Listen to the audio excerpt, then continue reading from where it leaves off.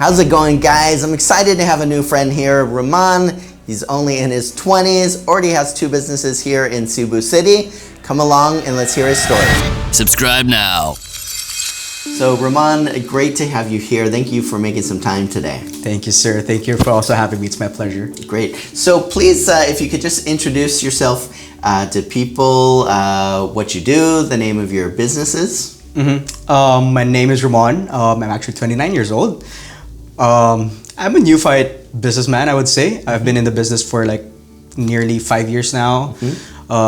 Starting to navigate through a lot of things in the business, learning a lot of things, but thankfully, by God's grace as well. I mean, despite the pandemics and everything that went along over the past few years, we've been managed to get by all those challenges. Yeah. And so I'm in the printing industry. I handle two businesses. What are the names of the businesses? One is called What's on Your Mind Prints and Giveaways. There's a story behind it, but we can get into that later on. Sure. The reason why it's called What's on Your Mind. And the other one's called Industry Print Lab. So one focuses more on corporate merchandise and giveaways and other digital prints. The Industry Print Lab focuses more on garments and customized apparels. Very, very cool. So you've been doing it for 5 years. You're a very young guy, 29 years old, so you're about 24 when you started? Yes. Okay. More or less. Because I'm turning 30 in days to come, yeah. All right. And then what about before that? What were you doing? So before I came into the business, I was more inclined into the nonprofit organization. My heart is still in the nonprofit organization. I believe that's still like my huge and biggest passion in life. So I was I was working for NGOs for 3 years. I was working for a religious NGO for 3 years, and then after 3 years of working with them, actually before that I was working for a tech company based here in Cebu as well, and it was a fantastic experience with them. And then right after that, worked with this NGO, and then after 3 years working with them, I flew to Malaysia to do a volunteer work, which was actually also funded by the Malaysian government. So it was also working with social enterprises and nonprofit organizations, and then coming back to the Philippines around 2018. Yes, 2018. That's when I started exploring about business, which was encouraged by my family as well. Very cool. Is your family in business as well? Yeah, my dad and mom used to have their own businesses when I was younger. I grew up with parents that worked tirelessly within businesses in their own fields. My mom was doing computer trading and computer repairs. My dad was doing financing business. Very interesting. So what was the first business that you started? What's on Your Mind was actually the first business. And why that one? So what's the story? What's the story? Okay, so just a brief story behind it. Here in the Philippines, like we actually have, I planned about having fantastic names. Like I had like 5 names in mind already. Right.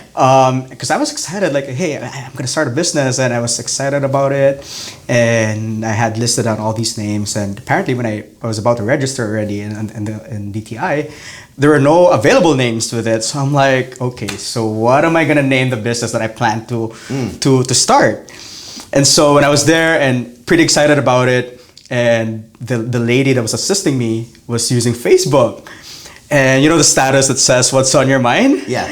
And I'm like, okay, let's just go with "What's on your mind." But at the time, I didn't know what it meant, like what to do about it.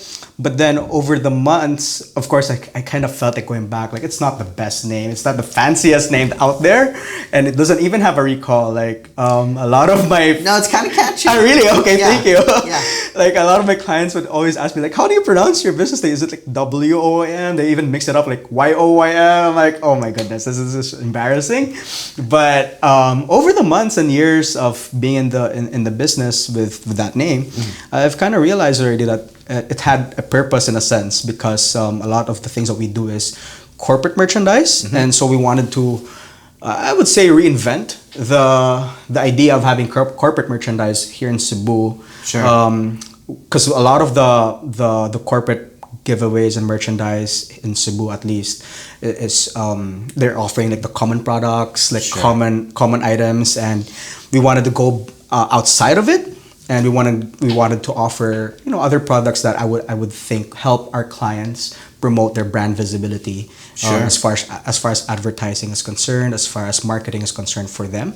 And so we wanted to look into the other ideas as well. So it's more about thinking what we could offer and the creativity behind it, and hopefully like give our clients what they thought is on their mind, and fulfill and satisfy what they wanted as well. That's great. So I want to talk about more the types of products that you guys offer, but first, why this business? I mean, there's A lot of things there.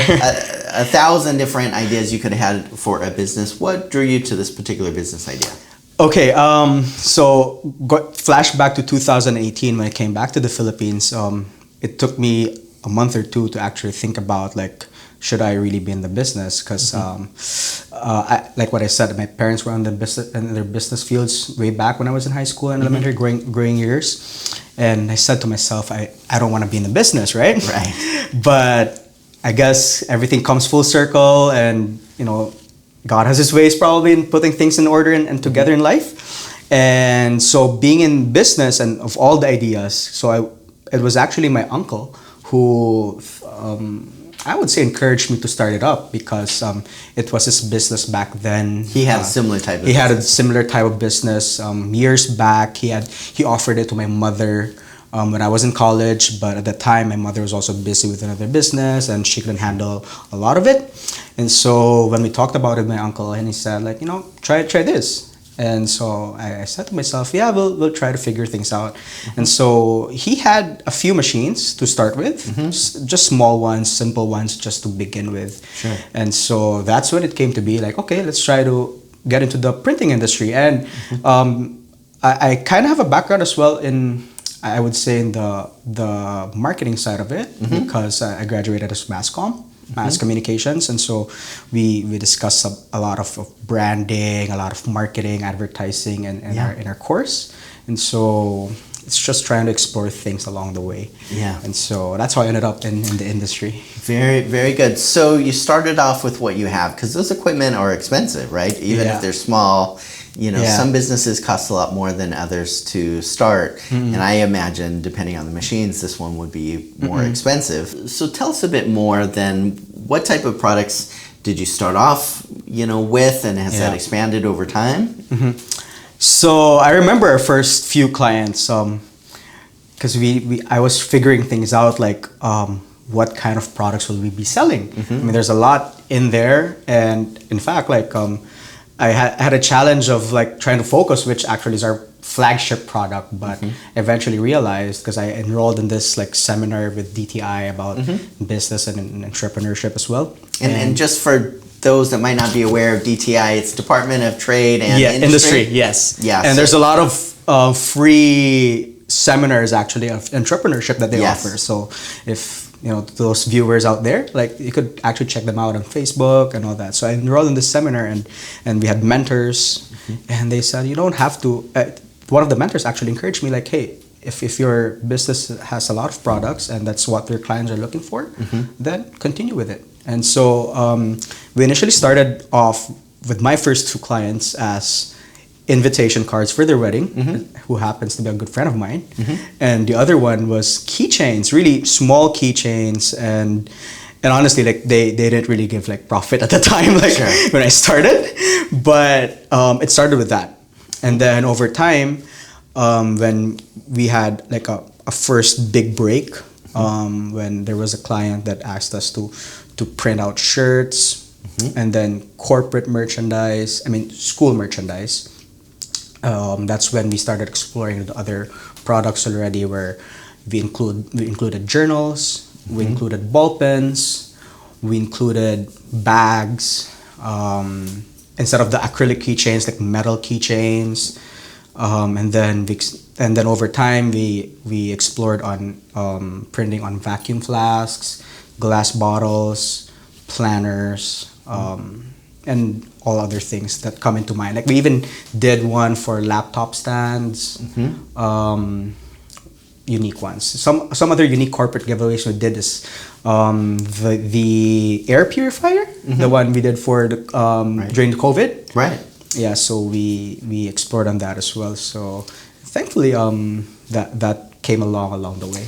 Yeah, so sometimes people, when I talk to them and they're in a particular industry, maybe they worked as an employee in similar type of business in the past. For you, that wasn't the case. I mean, your uncle had some experience, but how have you learned to expand with different products? Because it's one thing, I'm sure, to print on a keychain or a cup or a shirt. Yeah. Another thing on an air purifier or some of these other things. How have you kind of kept learning as you go?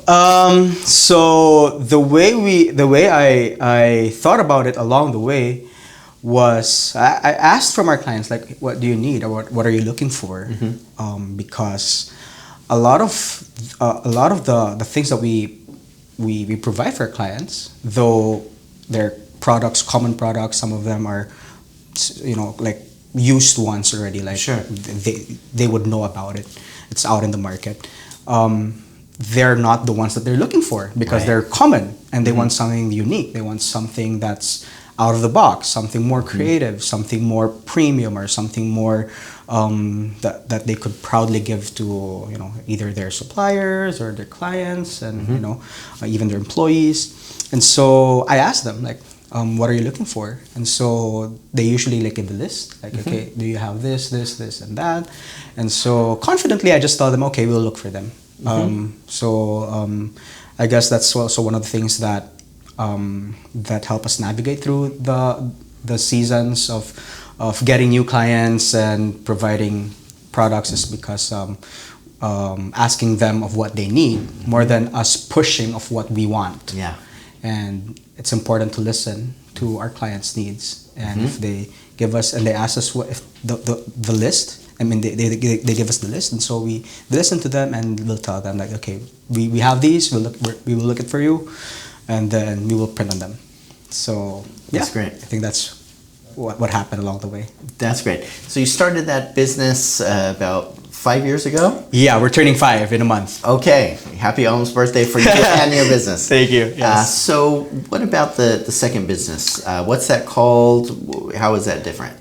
Industry Print Lab. And so this is a blessing in disguise, actually, because this was offered to us just about last year. So the previous owner had to sell his business because he had his own personal plans. And so he randomly messaged me on Facebook. I was trying to trace like how he knew about me and all that. Thankfully, like there was we had connections, and I traced that out. So okay. And then he asked us if we could pursue his business and continue what he was doing. And so we thought about it as a family, and if this was something that we would be really be comfortable in venturing and going on. And we thought it was a great opportunity for us. And so we did it. And that business focuses more on apparel. So a lot of it is customized. Corporate polo shirts, shirts, jackets, hoodies, even do caps, services that we offer in there, sublimation prints, silkscreen prints, embroideries and all that, because we wanted to focus on our clients in corporate or even in schools. Very, very cool. So I'm sure a whole nother learning process with that. Did that come already running with employees? Yeah, it had come with employees already, and it was a big risk for me, for us, because I didn't know how the process would be like, and I'm pretty sure it was grueling and stressful in a way. But thankfully, we were left with really good employees. They're fantastic. Thankful for them. They're doing a great job as well. And so the whole learning with it is also different compared to starting one. I'm sure. Yeah. So both businesses are here in Cebu City? Yes. So what's it like, balancing your time between the two different businesses in two different locations? Yeah. Honestly, I'm figuring things out because initially when we expanded with Industry Print Lab, I said to myself, like, okay, this is how my day would look like, and everything just went different. Like, okay, it was just the opposite of what I planned, and so I'm still trying to figure it out. Like, what would be best for me. But now, since we have two locations, right? The other location is more focused as an office and a display area and a shop, and the other office is more focused on production. Although there's still an office in there, but it focuses more on production. So my schedule will be like being in the office in our other main area. I'll be there for like a half day or maybe 6 hours. Sure. And then the rest of the day would be like in the production area. I understand. So are you guys working with clients only in the Philippines, or if there's somebody watching in Australia or some other country that wanted to work with you guys, you work with overseas clients now as well? We had an experience of working with overseas clients. We tried Australia as one of those as one of the countries that we started providing. For sure, we do around Cebu, around the Philippines. We have clients in Mindanao, Cagayan, Davao, Pagadian. We had clients in Bohol as well. We actually had a client in Manila too. So we're slowly expanding our network of clients and hopefully gain ground in those strategic areas that we feel like we have market. Yeah. And so hopefully also globally, because it's a global market out there, and there are a lot of people also in need of printing services. So if there's a way we could do better with providing globally, then we're very much open to it. I understand. So what would you say for the Philippines when it comes to these industries? Is this a country that tends to fulfill a lot of these services out there? Do you find that there's a lot of competition, or what's it like for you in this industry here? Well, in the Philippines, for sure, there's a lot of competition. I would say that printing industry in the Philippines is it's a very competitive industry. Anywhere you go, especially in the major cities, like you would see like different print shops. It's like a convenience store already. Right. Like every corner you would see a print shop. Sure. But though there's a high competition, I would still say that there's a big market out there that where you can still provide print services. Sure. Because the printing industry is actually a broad industry. The print industry could include signages, billboards, and all that, and I'm pretty sure like there are companies that are doing that or are expertise in that. There are others that are producing in tarpaulins. That's also part of the billboards and signages. There are others that focus more on digital prints like posters, flyers, and there are for sure companies out there that are great at it. There are also others that focuses more on shirt printing. And one of them is us, that we do shirt printing, and others are corporate giveaways. So it's a broad industry. You could offer one of them, or you could offer all of them. But like what I said, it's a competitive industry, but there's still a lot of market that we could explore around. I understand. So one of the biggest challenges for anybody out there considering having a business is thinking through sales and marketing. What does that look like for you guys, and has that kind of grown over time? One of the hardest things for us, for me, and most especially as a small business, is working on our sales and clientele, especially as we're focusing more on private companies. And of course, we also have government agencies as our clients. We also have schools as our clients. But we want to increase our sales, our clientele. And as a small business, especially us, like the ones starting it, we tend to do things by ourselves. We're like we wear different hats. Like we do marketing, we do sales, we do production, we do this, we do that. And so our focus tends to go anywhere. And so, but of course, as the business goes bigger and more stable, hopefully, you tend to delegate more tasks so that you could focus on one thing. And so, like what I do is I try to delegate more so that I could focus on the sales part and the marketing part. And so we're working on that. And like what I said, it's the challenge. The marketing side, we're doing more of digital marketing. So we hired an outsourced digital marketing company, business. Happens to be provided by a friend of mine as well. So they do it, and that has helped us reach different clients out there. But that's something that we're still exploring and working out, because like in digital marketing, especially on Facebook, a lot of it has something to do with retail. Right. And that area is not one of the, I would say, like one of the things that we really provide yet, but we want to do. Sure. Which is in retail. So hopefully in time, if we could come up with a fantastic concept of what to sell for retail, because I'm also the type of person that I don't want to launch something that I'm not confident with. Yeah. And so we want to provide something that I'm pretty sure that we're confident that it's going to help people, or in a way, like get what the people need, what they want. So we're thinking about that. That's great. That's great. So what would you say to people interested in starting a business? Maybe they have an idea already, but they're just not sure what to do to get started. What might be your advice to them? Wow. That got me thinking. Okay, what would be my advice for those that want to start their business? Well, you write down your ideas.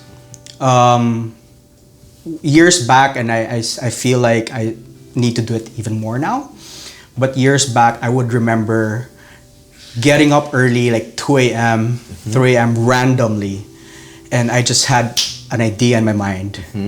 And I couldn't go back to sleep without writing them.